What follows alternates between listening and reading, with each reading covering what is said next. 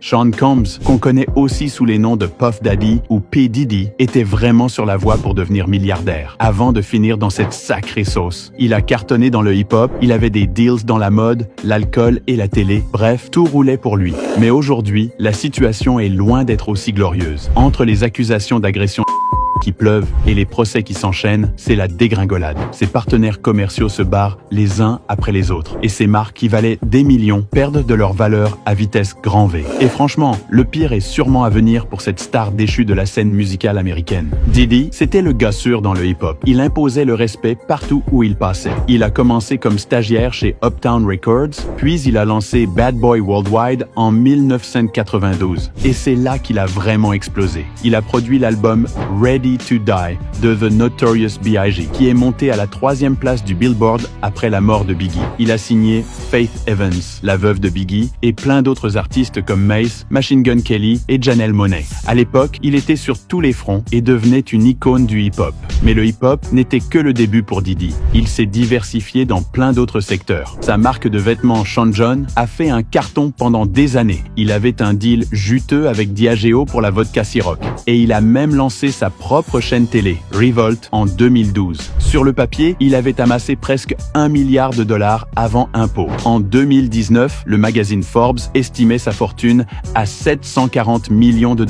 Lui et son équipe affirmaient qu'il était déjà milliardaire, mais ils n'ont jamais vraiment montré de preuves concrètes. Et aujourd'hui, Forbes estime sa fortune à 400 millions, bien loin du fameux milliard. Avec toutes les poursuites au civil qui s'empilent et une enquête fédérale sur la traite d'êtres humains qui semble pointer le bout de son nez, Diddy est en mauvaise posture. Son avenir financier et même sa liberté sont en jeu. Diddy et ses représentants n'ont pas répondu aux questions de Forbes concernant cette estimation. Mais le gouvernement américain a confirmé qu'une enquête était en cours. En mars 2024, les fédéraux ont perquisitionné ses résidences à Miami et Los Angeles dans le cadre de cette enquête sur la traite humaine. On ne sait pas encore s'il est vraiment la cible principale, mais c'est pas bon signe. En novembre dernier, Cassie Ventura, son ex-petite amie, l'a poursuivi pour viol et agression.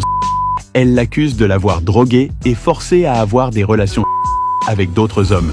Diddy a tout nié, affirmant qu'il avait réglé cette affaire à l'amiable, mais sans reconnaître les faits. Pour ne rien arranger, une vidéo de surveillance de 2016, diffusée par CNN, montre Diddy en train de frapper violemment Cassie. Il avait posté une vidéo d'excuses sur Instagram, mais elle a vite disparu. D'autres femmes se sont manifestées et ont porté plainte contre lui en vertu de la loi new-yorkaise sur les survivants adultes. Elles l'accusent de violence, d'abus et d'avoir forcé à consommer des drogues. Entre décembre 2023 et mai 2024, 4 autres personnes ont déposé plainte contre lui pour la même chose, y compris son ancien producteur, Rodney Lil Rod Jones. Là encore, Diddy nie tout en bloc et ses avocats qualifient ces accusations de pures inventions pour se faire de l'argent.